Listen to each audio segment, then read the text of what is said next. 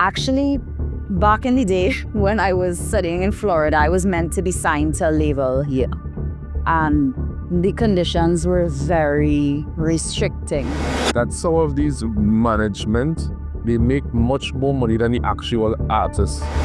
Thank you for knowing the facts. Oh, I didn't need to convince you, Antonio. Oh, I love it. I'm not knocking because without their power and influence, a lot of things can't really happen. But that's why you'll find that for indie artists, it's a whole different system. So, who is Misha? Well, Michelle is a person that has many sides to her. I always tell people we all have different sides to us. So, I'm an artist. That's mostly what we have bonded over. Yeah, correct. But I also grew up in business. So entrepreneurship has been a big part of my life. Yeah. And it also lended or added to my artistry. Because when I released my first EP, that was my first experience releasing merch related to my music. Yeah. It was very exciting. I still get orders actually for some of those. But what is EP though? Like for those who don't know. Sure. EP stands for. It's a seven song album. Okay. It's a short album. Okay. And why I say the entrepreneurship lended to my career is because, well, I'm an independent artist. So you don't like that management aspect? You could manage for your own self. I wouldn't say that I don't like it. It would be great in some aspects, but any indie artist knows that it could be very hard and many limitations. And actually, back in the day when I was studying in Florida, I was meant to be signed to a label here. And the conditions were very restricting. Many times you find those contracts are not really in the interest of the artist, especially long term. You know what I heard? Just want to interject that some of these management, they make much more money than the actual artists. And the artist, to me, is doing all the work because they have to compose a song, they have to go on tours, and touring is not easy. A lot of preparation, and a manager is coming and earning so much out of this pie, and then the artist is getting a slice. So I believe I understand where you're coming at, where you rather manage yourself, so you can elaborate on. You heard right. Now it depends again on the contract. Yes. Things have changed. There are good people in the business. Very few. Thank you for knowing the facts. Oh, I didn't need to convince you, Antonio. Oh, I love it. There are some, and labels have had no choice other than to curate contracts to suit the artist a bit better. However, in general, what they call a 360 contract, it is a whole pie ownership type of system. And yes, the artist is worked and overworked to the bone. And they're given more or less a loan for many things up front, which they must work to pay back after.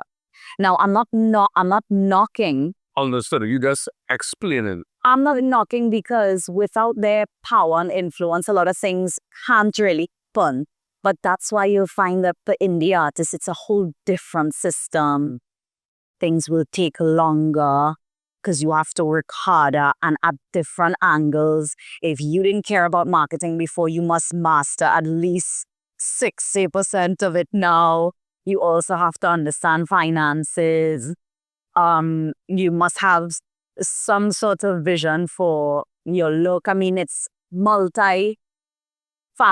Yes. Right? Whereas before, all you did was, which I wish. Sometimes I could just focus on creating. Okay, yeah. Because I constantly have lyrics and words just going through my head. I have books of songs that I would love to record and over-record, but all of that cost money. Yeah, understood.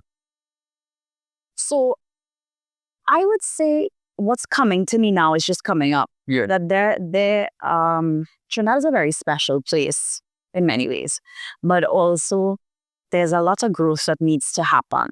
and I'm referring to maybe mentally, or the mentality rather, because there could be like a stigma to what I'm trying to say is that I have not had anyone in the music business give a foot in, is what I'm trying to say. So really it has been constant having to fight. Any moves, anything. I have not had someone to say that they introduced me to Tom, Dick, and Harry. You know what I'm saying? So I'm very blessed that I was able to open a business 8 years ago. Truth be told, last year there was a fire to my business. Whoa. Yes. Yeah. It ended. I had a store selling athletic wear. Okay. And like I said, it lent a lot to what I had going on with my music. When that burnt, I mean, it changed everything. It halted everything. Well, you would be compensated for the fire that's occurred. Yes, thank you so much, Guardian Life. You helped me out.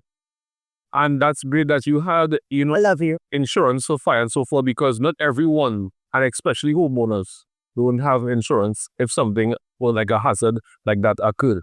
And that is something good to enlighten persons that, yes, a business person may have that, but sometimes too, not all, especially SMEs, they may not think that that will happen to them, or they may watch that as an extra cost. And also homeowners now who pay a mortgage and your home is 1 million and plus, you need to have insurance for fire, for anything that might be flood and all these different things that could occur, because we think that that is soulless, that things like this can't happen. Please reiterate that. Absolutely. It's so important. You never know what could happen. I never thought. It was 12 a.m. and I got a call from my dad. Baby girl, your place is on fire. Come here now. And just the week before we were talking about the insurance. So it really is something to consider. Anyone owning anything. Right, yeah. If they can afford some type of coverage, you will not regret it. And then you could put down each day. Some people, they may don't have the money to pay forthwith, but if you put, let's say, $50, $80 down each day, obviously it will reach that amount that they could pay for the yearly insurance. So it's make a lot of sense. It's worth it. And to me, that is a big struggle because, knowing that you have a business, it's going good. And then after that, come and happen, and how were you able to be resilient after that? No, and it's not a large business. It's a small business. So, it's something I actively had to get up and work at every single day. Right. How was I resilient? Well, just to get the business going, I had to be a resilient personality because I was lucky. I would say I saw that there was a need for the athletic wear at that time in Trinidad. Yes. There was not much of it. Okay, and how many years are you talking about there? 8. Oh, 8 years ago. Okay, I agree. Yeah. For sure. Now there's about 50 online stores. But then I was one of the first doing that size, more like niche. So what I did was Colombian branded athletic wear. Right. Very stylish, but very durable material. Most important. Yeah. Yeah. And I grew up in sales because my dad had a business selling electronics and pulled us every summer, every Christmas, and we were in the store selling. And which part of that business was? In Port of Spain, downtown Port of Spain. All right. So we got real class. Let me ask, how come you didn't go into selling electronics similar to your dad? I was in it for a while. He handed it to my brother. Okay. Yeah. More or less. And so the truth is that I think it was more suited there. Yeah. It was better for me to start something my own. Yeah.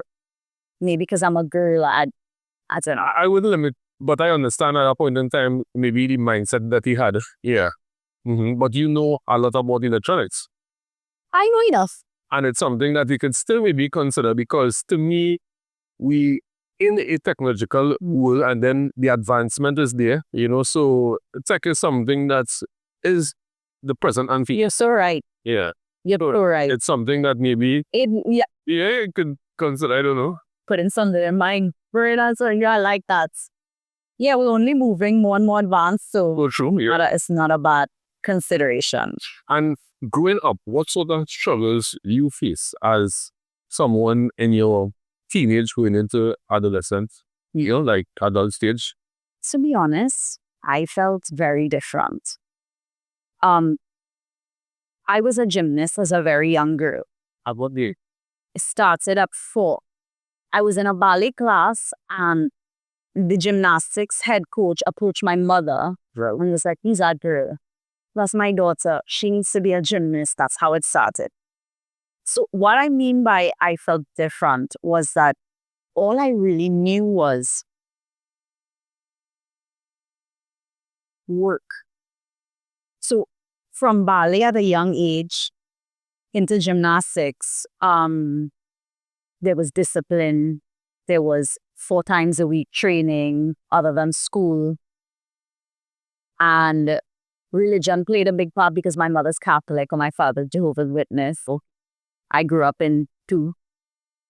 But I'm very grateful because it made me question a lot of things. My faith is strong because of it. yeah.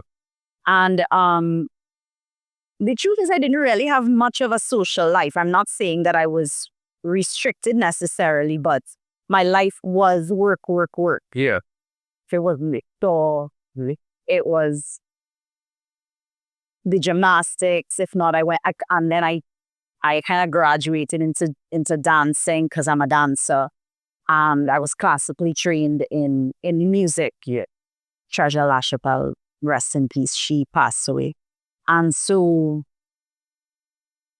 really, in a culture where soca is what dominates, carnival is what dominates, even though I love carnival, you are drawn to a certain genre, you're drawn to writing a certain style. And not everybody around you understood you, including your family, not to their fault. Mm-hmm. They have a certain plan for you, most parents, but you have your plan for yourself. Right. And some parents don't understand that because things change. Like, for me, your parents will say, go to school, get 5 CXC passes, get a government work, and then you're going to be set for life. No, everything changed now. Some people want to be social media influencers, YouTubers, artists, so forth. So I understand. Absolutely. But I always loved writing. Like I said, it started with poetry at a young age, but I realized I could put songs together. And they weren't necessarily, like I said, what everyone would hear on the radio. My style wasn't that. But when I studied in Miami, I met up a lot of Latin people and I started like writing reggaeton. Mm-hmm. You look Latin.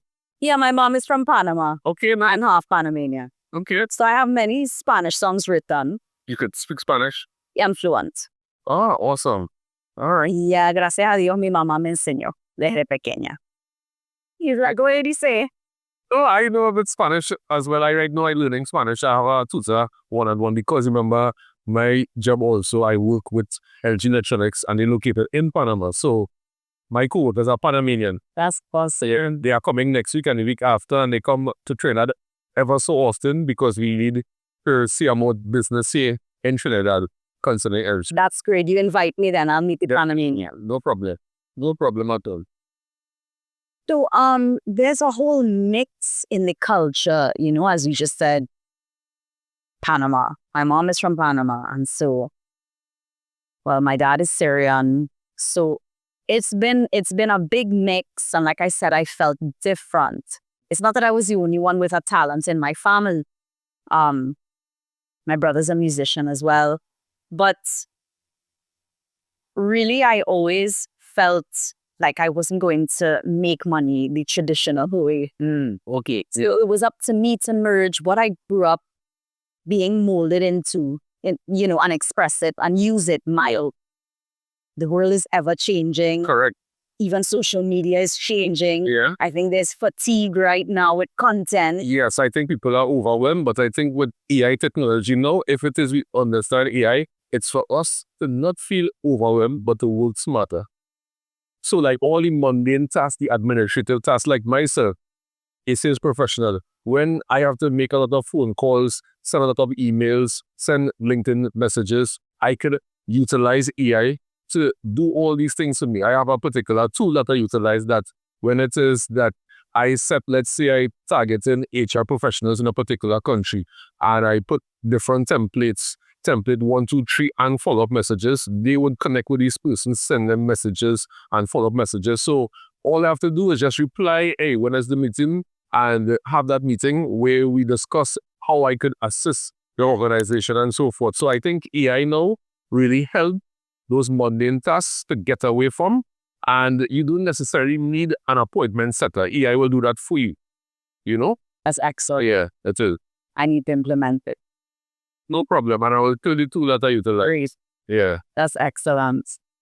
So what is the journey for you going forward now? You know, what is like maybe your vision or where you see yourself in 5 years from now?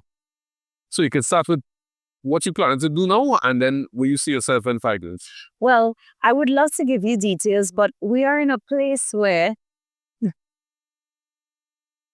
giving you my immediate plans is not the greatest. Like that. No problem. So you understand what I understand.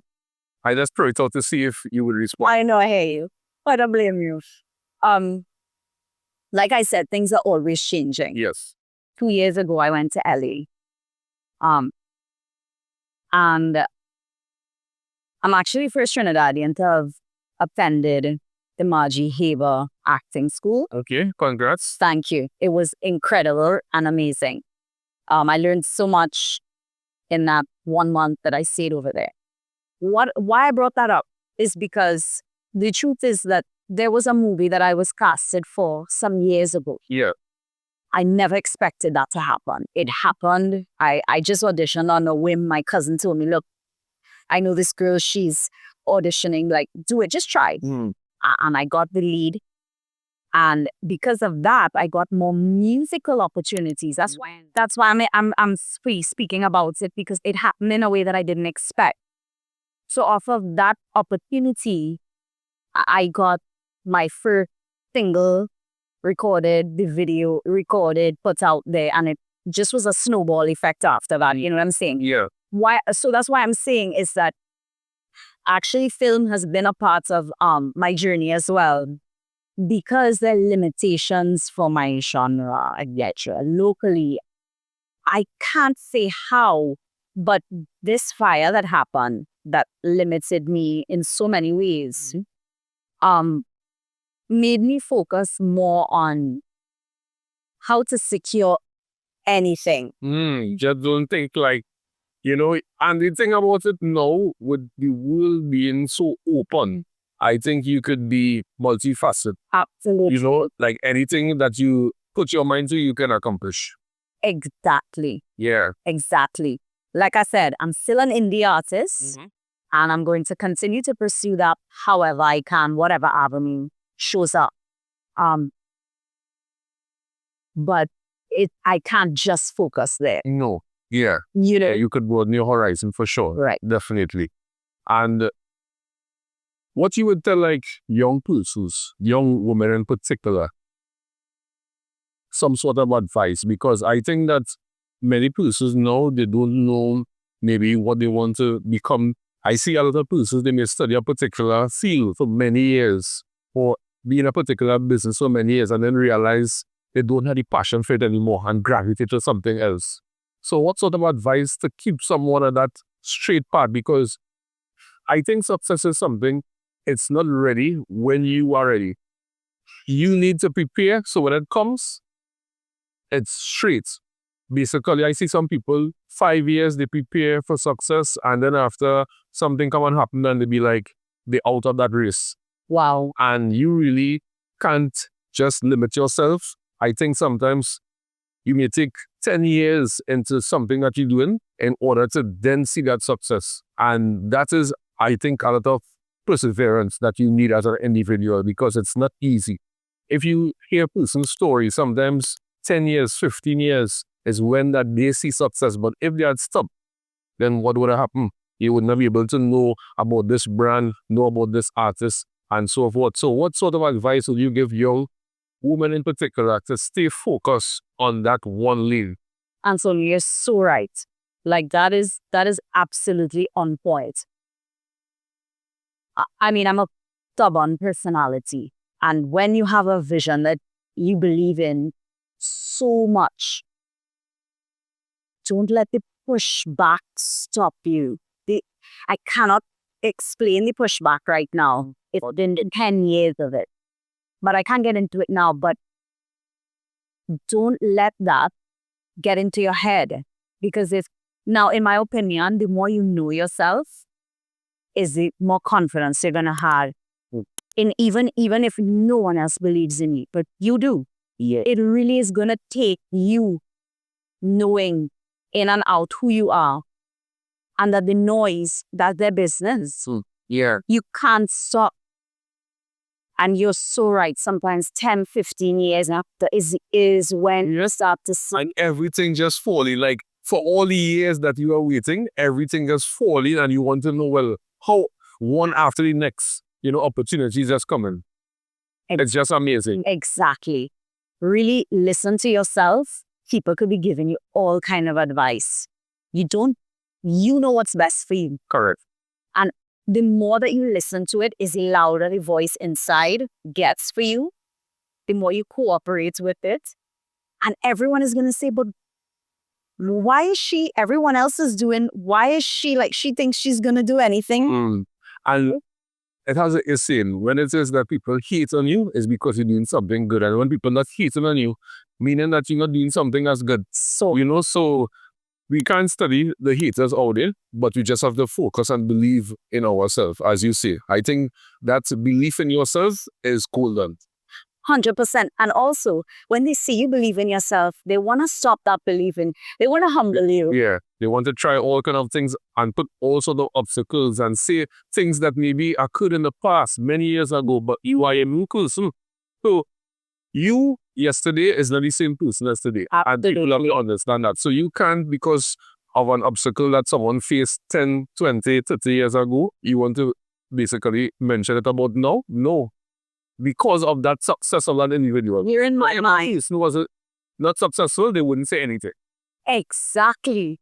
People who are successful don't have time with this type of slander. Because they're always looking for the next opportunity. They're always preparing for that opportunity that approaching. So they don't have time for slandering. Thank you. Growth is never ending. Trust you very much. You are so correct.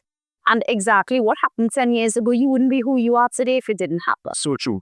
Whether it was a mistake, an embarrassing situation, you wouldn't be who you are today. You survived. Correct. And that's because you have more to come. God has a plan. Awesome. So anything you would like to tell the audience in closing?